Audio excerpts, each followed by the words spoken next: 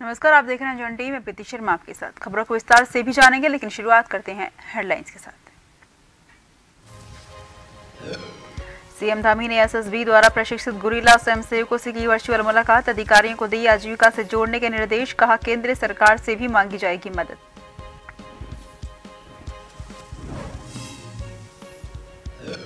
Cabinet मंत्री गणेश जोशी ने ली बैठक, मसूरी विंटर लाइन कार्निवाल की तैयारियों का लिया फीडबैक, कहा फेस्टिवल के दौरान मॉल रोड पर सभी वाहनों को करेंगे प्रतिबंधित।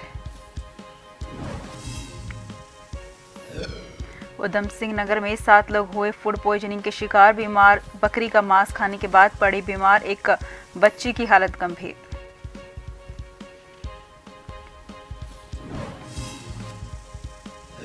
भीमताल में फिर गुलदार का हमला, युवती के लिए जान, 15 दिन में तीसरी घटना, इलाके में दहशत। वहीं लोहाघाट में गुलदार को पकड़ने के लिए लगाया पिंजरा।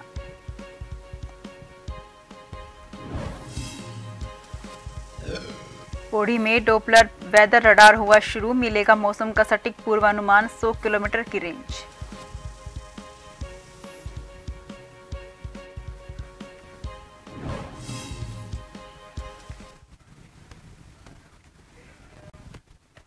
रुक करते हैं खबरों की ओर। बता दें कि सीएम पुष्कर सिंह धामी ने गुरिल्ला स्वयंसेवकों की सभी समस्याओं को सुना। विभिन्न जनपदों के गुरिल्ला स्वयंसेवक वर्चुअल माध्यम से जुड़े थे। बैठक में मुख्यमंत्री ने अधिकारियों को निर्देश दिए कि गुरिल्ला विभागों में प्रशिक्षित गुरिल्ला स्वयंसेवकों को आजीविका से जोड़ने के लिए प्रयास किए जाएं। उन्होंने कहा कि गुरिल्ला स्वयंसेवकों को जिन समस्याओं का त्वरित समाधान हो सकता है वे किए जाएं। उन्होंने कहा कि केंद्र सरकार से भी गुरिल्ला प्रशिक्षकों के लिए मदद के लिए प्रस्ताव भेजकर अनुरोध किया जाएगा।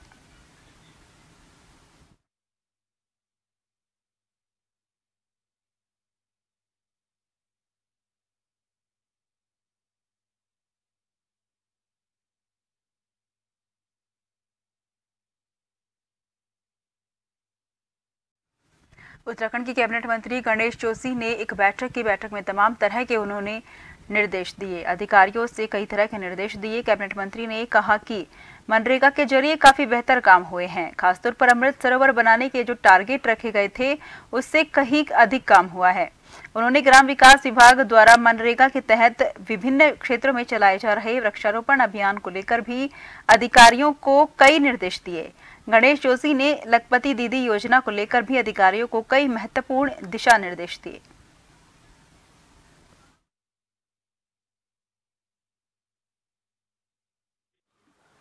उत्तराखंड मनरेगा के क्रियान्वयन में जो एक बहुत महत्वपूर्ण योजना है,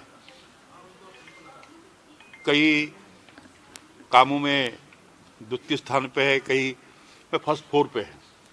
इसके लिए मैं अपने अधिकारियों को और अपने माननीय सदस्यों को आगे जिनके कीमती सुझाव हमारे पास आते हैं उसके लिए उसका हम क्रियान्वयन करते हैं। उदाहरण के लिए अमृत सरोवर का जो हमारा टारगेट था, हम उस टारगेट से कई अधिक हमने अमृत सरोवर बना दिए। लेकिन कई योजनाओं में हमने देखा कि डुप्लीकेसी भी हो जाती है। जैसे वृक्षारोपण की हमने बात की और मैंने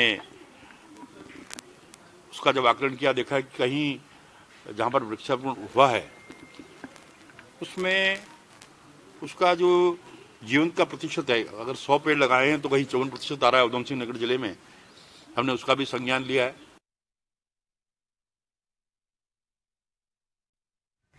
भारतीय जनता पार्टी के प्रवक्ता शाहनवाज हुसैन ने दरगाह में शिरकत की और उन्होंने दुआएं मांगी। बता दें कि प्रवक्ता शाहनवाज हुसैन ने दरगाह साबिर पाक में चादर और फूल पेश कर देश के अमनो अमान की दुआ मांगी।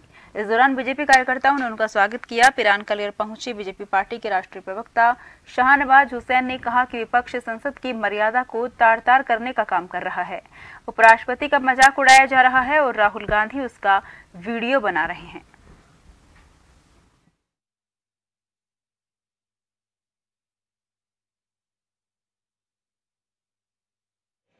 एग्रीमेंट हुआ था रेल में नहीं जाएंगे, तख्ती नहीं लाएंगे। खुद एग्रीमेंट तोड़ा है तो बाहर गए। संसद की मर्यादा को तार तार कर रहा है विपक्ष, और जो उपराष्ट्रपति का मजाक उड़ा रहा है। राहुल गांधी वीडियो बना रहे हैं। क्या हो गया है? अभी अभी 3 राज्य में हम लोग जीते हैं। इससे हताश निराश जो हमारे विरोधी हैं वो संसद में एक्ट कर रहे हैं और रिएक्ट कर रहे हैं। कुछ होने वाला नहीं है।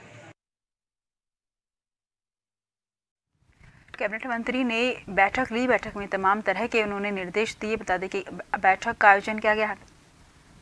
गणेश जोशी ने राजपुर रोड स्थित मंथन सभागार में मसूरी में आयोजित होने वाले मसूरी विंटरलाइन कार्निवल से जुड़े कार्यक्रमों की तैयारी के संबंध में बैठक ली। बैठक में मंत्री जोशी ने विंटरलाइन कार्निवाल को भव्य रूप देने और आयोजन से जुड़े अधिकारियों को कार्यक्रम की रूपरेखा को लेकर आवश्यक दिशा निर्देश दिए। मंत्री गणेश जोशी ने बैठक में अधिकारियों को निर्देशित करते हुए कहा कि विंटरलाइन कार्निवाल के दौरान मूल रोड में सभी प्रकार के वाहनों को प्रतिबंधित किया जाए।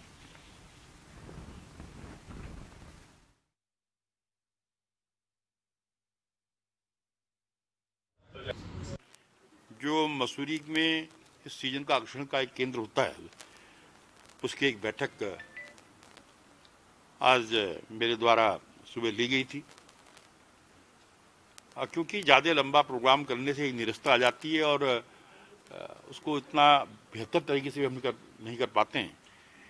तो इस बार हमने 27, 28, 29, 30 4 दिन उसके लिए तय किए हैं और हमने कोशिश की है कि जो हमारी लोकल संस्कृति है, हमारे लोकल कलाकार हैं, उनको ज़्यादा से ज़्यादा मौका दिया जाए। क्योंकि मैं जब बाहर प्रदेशों में जाता हूं, मैं देखता हूं कि वहां बम्बई या दिल्ली से किसी को न बुलाकर वो अपने स्थानीय कल्चर को प्रमोट करते हैं। वहीं भीमताल ब्लॉक ने एक आतंक छाया हुआ है। बताते कि गुलदार का आतंक वहां पर छाया हुआ है, जिसके चलते लोग परेशान हो रहे हैं। 15 दिनों में ये तीसरी घटना सामने आई है जब ताड़ा गांव में गुलदार ने 20 साल की युवती की जान ले ली, जिस पर हमला हुआ है। उस युवती का नाम निकिता है, जो घर के पास ही खेत में घास काट रही थी। हालांकि इस घटना के बाद पूरे इलाके में वन विभाग के खिलाफ रोष है, तो ग्रामीणों ने वन विभाग का घेराव भी किया है। वहीं युवती की मौत के बाद पूरे इलाके में डर का माहौल है। फिलहाल विभाग और पुलिस की टीम भी मौके पर पहुंची और मौका मुआयना किया।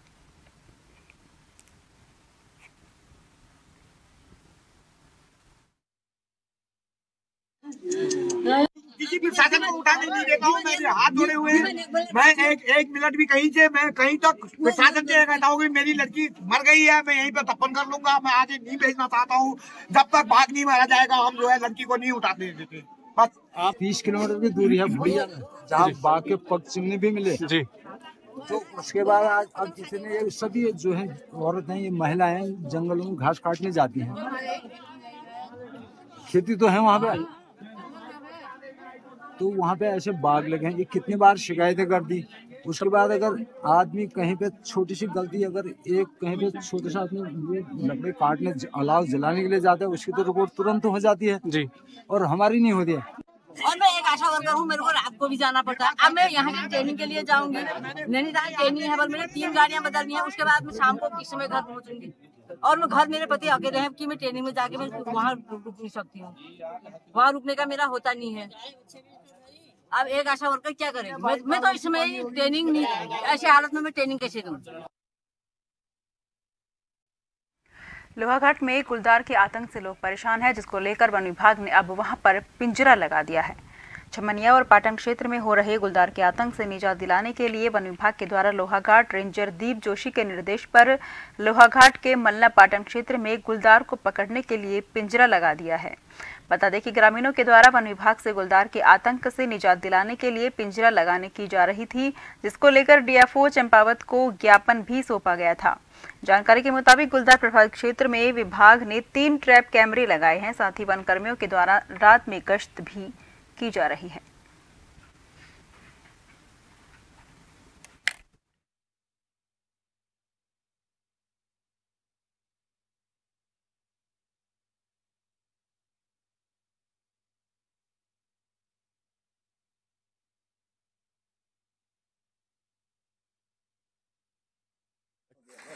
गुलदार प्रवाही क्षेत्र में मुख्य वन्यजीव प्रतिपालक महोदय उत्तराखंड द्वारा पिंजरा लगाने की अनुमति मिलने के उपरांत वहाँ पर पिंजरा लगा दिया गया है। कुछ लोगों द्वारा अन्य जगह का वीडियो मीडिया में वायरल किया जा रहा है व्हाट्सएप के माध्यम से, और जो कि उस स्थान का नहीं है। इससे लोगों में, स्थानीय लोगों में भय का माहौल बना रहता है। मेरी समस्त लोगों से अपील है कि रात्रि में आने जाने में सतर्कता बरतें, वह आवश्यक होने पर जो है समूह के साथ अपना आना जाना करें। खबरों का सिलसिला जारी रहेगा, फिलहाल लेते हैं छोटा सा ब्रेक।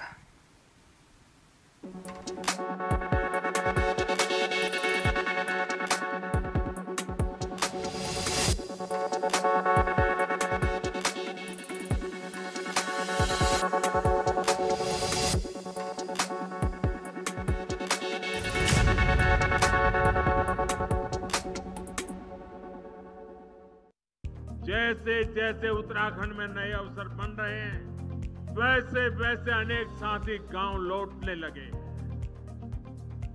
डबल इंजन सरकार का प्रयास है कि गांव वापसी का ये काम तेजी से हो। प्रधानमंत्री नरेंद्र मोदी के मार्गदर्शन और मुख्यमंत्री पुष्कर सिंह धामी के कुशल नेतृत्व में ग्राम्य विकास की महत्वपूर्ण योजनाएं नए आयाम तय कर रही हैं। दीनदयाल उपाध्याय ग्रामीण कौशल योजना के तहत नजदीकी ब्लॉक में गरीब परिवार के युवकों को निशुल्क कौशल प्रशिक्षण देकर नियमित मासिक आय वाले रोजगार और स्वरोजगार के अवसर उपलब्ध कराए जा रहे हैं।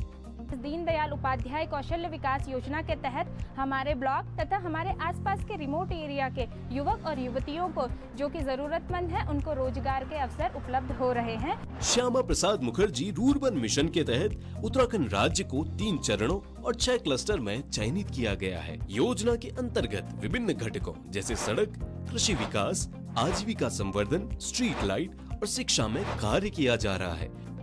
माननीय प्रधानमंत्री जी का जो सपना है कि उत्तराखंड का युवा पलायन ना करे और गांव का युवा गांव में ही स्वरोजगार करे, अपना रोजगार करे, और उसके लिए हम लोग काम कर रहे हैं, चाहे मत्स्य पालन का हो या मशरूम का हो या फिर मनरेगा योजना को लेकर हो, और काफ़ी मात्रा में युवा आज उस पर काम कर रहा है, जिससे जो है पलायन पर खासकर रोक लगी है।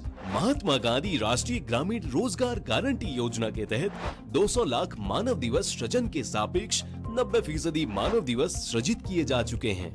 प्रधानमंत्री आवास योजना के तहत ग्रामीण योजना के अंतर्गत सभी बेघर, कच्चे और टूटे हुए मकान वाले परिवारों को वर्ष 2024 तक बुनियादी सुविधाओं के साथ पक्का आवास उपलब्ध कराने का लक्ष्य रखा गया है। प्रदेश के अंतिम छोर तक बह रही है विकास की बयार, उन्नति का संकल्प निभा रही है डबल इंजन की सरकार। कसौटी पर खरी हर खबर, सामना हर झूठ का, संघर्ष जनता के मुद्दों का, खबर आपकी जिंदगी से जुड़ी, विश्वास आपका हम पर। जन टीवी, जन जन की आवाज।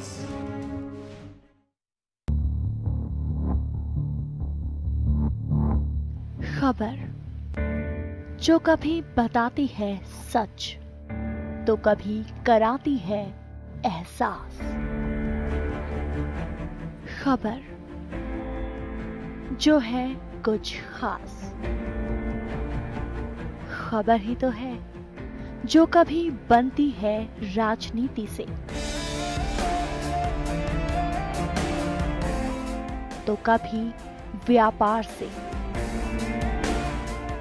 कभी आती है खेल से तो कभी मनोरंजन से, कभी खुशी से तो कभी गम से। हाँ, खबर ही तो है। खबर थमती नहीं और ना ही थमेंगे हम, क्योंकि हम हैं जन टीवी, जन जन की आवाज।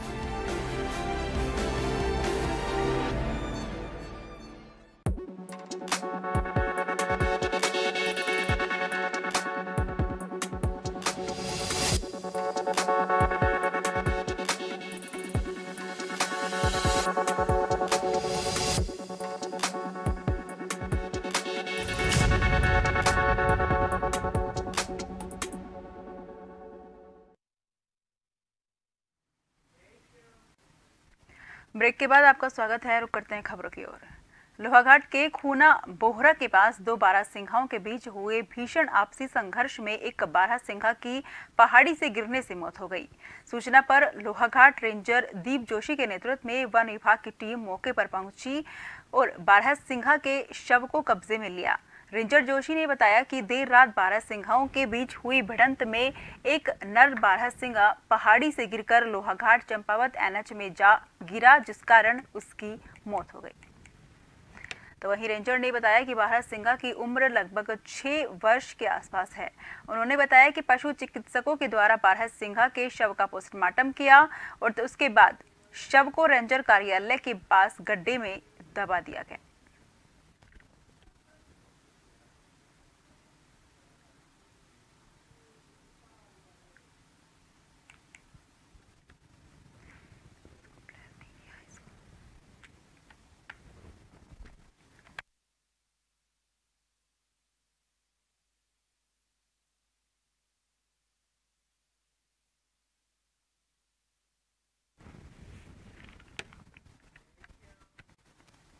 उधम सिंह नगर के सीमांत खटीमा विकासखंड के ग्रामीण क्षेत्र चक्करपुर में बनरावत बस्ती में बीमार बकरी का मांस खाने से 7 लोग फूड पॉइजनिंग के शिकार हो गए। बता दें कि बनरावत बस्ती में रहने वाले ग्रामीणों में फूड पॉइजनिंग होने पर उन्हें 108 के माध्यम से नागरिक चिकित्सालय खटीमा लाया गया, जहां से पता चला कि एक बीमार बकरी का मांस खाने से सभी लोगों को उल्टी और दस्त होने लगी। उसके बाद 108 के माध्यम से सभी लोगों को नागरिक चिकित्सालय लाया गया, जहां पर उनका उपचार प्रारंभ किया गया। तो बता दें कि उपचार के दौरान 10 वर्षीय बच्चे की हालत गंभीर होने से उसे हायर सेंटर रेफर कर दिया गया। बाकी 6 लोगों की तबीयत में सुधार हो गया है।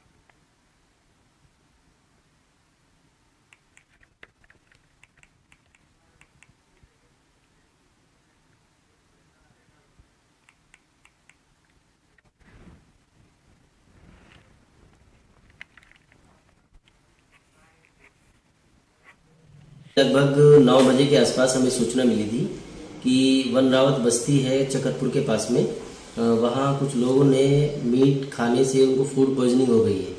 तो हमारे पास लगभग 9:15 पर यहाँ एम्बुलेंस के थ्रू 7 लोगों को लेकर आए थे।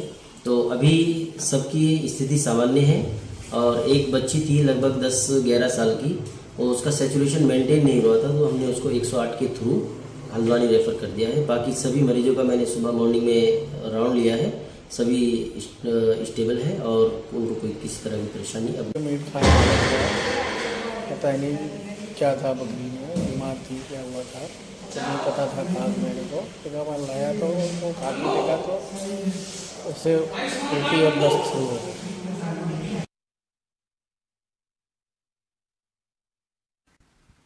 हरिद्वार के सिडकुल थाना क्षेत्र में एवरेडी फैक्ट्री में कार्यरत सिक्योरिटी गार्ड की अचानक तबीयत बिगड़ने से मौत हो गई। वहीं साथी कर्मचारियों ने आश्रितों को मुआवजा देने की मांग करते हुए हंगामा कर दिया। हंगामा की सूचना मिलने पर मौके पर पहुंची पुलिस ने कर्मचारियों को शांत कराया और शव को कब्जे में लेकर पोस्टमार्टम के लिए भेजा।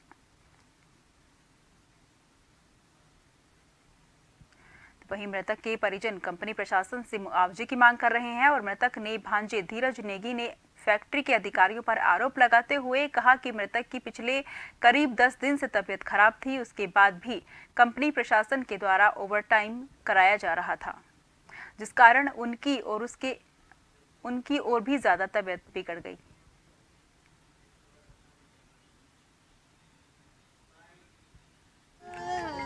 उनकी लगभग 10-15 दिन से तबीयत भी ख़राब थी, थोड़ा सा फीवर वेवर आया था और आज सुबह जो हुआ तो कल सुबह की बात है, सुबह 7 बजे के टाइम पे उन्हें ऐसे हल्का सा पेन हुआ पेट में, वो गैस वेंस का दर्द रहा होगा जो भी रहा होगा, और उन्हें टाइम पे यहाँ पे जो पेन हुआ तो एकदम से गिर गए। उन्हें लोग लेके गए, अब उनकी ऑन द स्पॉट डेथ हुई है या आधे रास्ते में डेथ हुई है या हॉस्पिटल जाके डेथ हुई है, या हमें कोई प्रॉपर रूप से बता नहीं रहा है। मटेरियल गेट से जब मेन गेट से जब मटेरियल गेट पे जब वो पहुंचा तो उसने अपने सुपरवाइजर को कंप्लेन किया कि मेरे पेट में दर्द हो रहा है। जैसे ही उसने ये बात बोली, फिर मटेरियल गेट का सुपरवाइजर ने मेन गेट के सुपरवाइजर से बात की और तुरंत इमरजेंसी गाड़ी लेके मेट्रो हॉस्पिटल गया। तो उस टाइम वो बातचीत कर रहा था रास्ते में, और हॉस्पिटल पहुंचने से पहले, अब तो डॉक्टर बताएगा ये क्या हुआ था मेरे को नहीं मालूम, लेकिन वो जिंदा था। हरिद्वार के सिडकुल थाना क्षेत्र में मंगलवार की रात मोबाइल की दुकान में हुई लाखों की चोरी के बाद एसएसपी हरिद्वार ने कई टीम गठित कर दी हैं। पूरी घटना को लेकर पुलिस टीम आसपास लगे सीसीटीवी खंगाल रही है, तो वहीं बाहर से आए संदिग्ध लोगों के ऊपर नजर भी बनाए हुए है। इस पूरे मामले को लेकर उच्च अधिकारी गठित टीमों से जानकारी जुटा रही हैं। वहीं हरिद्वार एसएसपी प्रमेंद्र सिंह डोभाल ने पीड़ित को आश्वासन देते हुए कहा है कि पूरे मामले का जल्द खुलासा कर दिया जाएगा।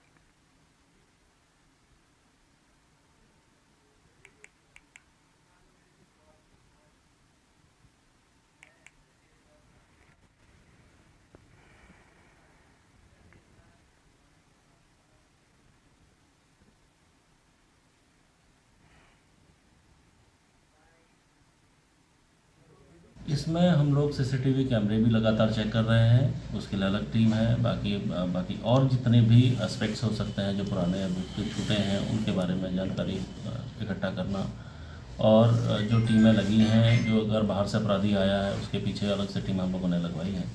जल्दी इस घटना का हम लोग खुलासा बता। लोहाघाट के प्रेमनगर क्षेत्र में एक दर्दनाक हादसा हो गया। हादसे में अपने ही वाहन की चपेट में आने से वाहन चालक की मौत हो गई।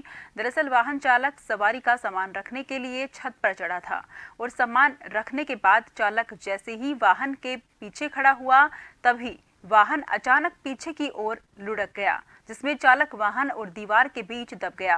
किसी तरह लोगों ने वाहन को आगे कर चालक को निकाला और वाहन के जरिए लोहाघाट उप जिला चिकित्सालय पहुंचाया, जहां डॉक्टर ने उसे मृत घोषित कर दिया।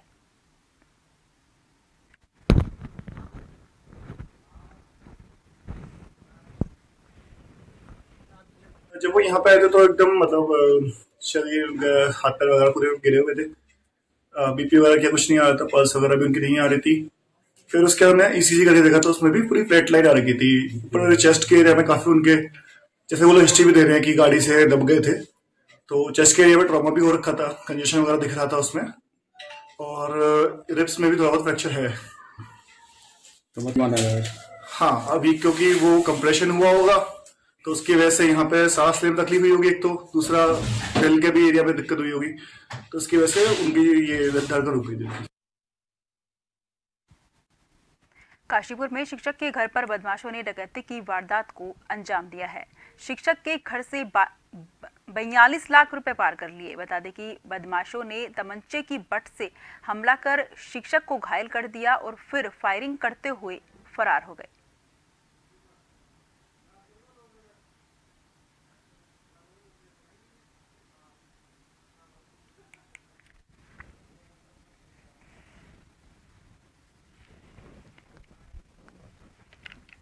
एक बजे जो है वो प्रवेश कर गए थे, जो डाकू लोग थे, किस माध्यम से आए बाहर से वो तो वही जानते हैं, लेकिन मेरे जब मुझे कंट्रोल कर लिया, तमंचे तान लिए, मुझे कंट्रोल में ले लिया पूरी तरह से। मैंने हुज्जतबाजी की तो मेरे बटों से जो प्रहार किया, फिर मेरे हाथ पैर बांध दिए और मुझे भी अंदर ले आए और चाबी भी ले गए। इन्होंने सेफ खोल दी। सेफ में कम से कम 8-10 हज़ार रुपये नगद थे जो गन्ने के थे, बाकी जेवर था, बाकी जो ज्वेलरी थी। लगभग कितने की होगी ज्वेलरी? लगभग 42 लाख की होगी। हाँ, 40-42 लाख की ज्वेलरी थी करीब। लगभग 1 बजे के करीब में 3-4 लोग किसी रास्ते से इनको सका की सीढ़ी लगा करके इनके ऊपर चढ़े छत में, और वहाँ पे जो इनका स्लाइडिंग ग्लास था, चूँकि वो बंद नहीं था तो उन्होंने पुश किया और वो अंदर घुस गए और इनको होल्ड कर लिया। होल्ड करने के बाद इनसे चाबी मांगी अलमारी की, तो इनके द्वारा मना किया गया कि मेरी वाइफ ही रखती हैं। तो फिर उनके द्वारा इनका ये कहना है कि उनके पास तमंचा हो सकता है, जिससे कि उन्होंने एक बार मारा तो जिससे बट से इनके सिर पे चोट आई। उसके बाद से उन्होंने घर को सर्च किया और जो अलमारी में रखे हुए ज्वेलरी और अन्य जो सामान थे वो उसको लेकर के वहाँ से चले गए। फ़ोन करने के बाद जो आस पड़ोस के लोग हैं वो भी आए और ये सारे भागे हैं, 2 ग्रुपों में भागे हैं। कुछ खड़गपुरा लक्सर में एसडीएम लक्सर और ड्रग्स इंस्पेक्टर द्वारा मेडिकल स्टोरों पर चेकिंग अभियान चलाया गया। इस दौरान मेडिकल स्टोरों पर अनियमितता पाए जाने और प्रतिबंधित दवाओं की बिक्री पर अंकुश लगाए जाने के लिए कार्यवाही की गई। वहीं जिसमें लक्सर क्षेत्र के तमाम मेडिकल स्टोरों पर जाकर मेडिकल स्टोरों का औचक निरीक्षण किया गया। तो वहीं इस दौरान मेडिकल स्टोरों में अनियमितता पाए जाने पर स्टोर संचालकों को कड़ी फटकार भी लगाई गई।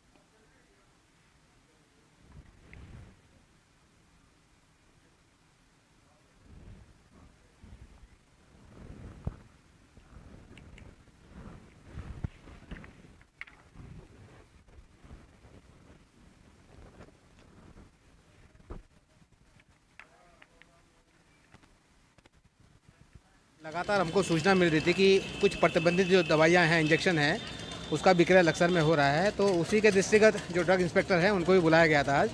तो हमने 8-10 जो मेडिकल स्टोर है उसको चेक किया। हालांकि हमको मिला कुछ नहीं, लेकिन फिर भी हमने उनको सचेत भी कर दिया है और जो भी मेडिकल स्टोर की जो SOP वगैरह होती है उसके हिसाब से जो भी उनको मेंटेन करना है वो सारी चीज़ें जो हमारी ड्रग इंस्पेक्टर हैं उन्होंने बता दिया है। और दूसरा मैं ये कहना चाहूँगा कि जो भी प्रतिबंधित जो दवाइयाँ हैं, आमजन से ये भी अपील करना चाहूँगा, जो प्रतिबंधित दवाइयाँ हैं वो ना खरीदें और अपने बच्चों को भी जागरूक रखें। फिलहाल के लिए मुझे दीजिए इजाजत। देश भर की तमाम खबरों के लिए अब लगातार देखते रहिए जन टीवी, क्योंकि हम हैं जन जन की आवाज़।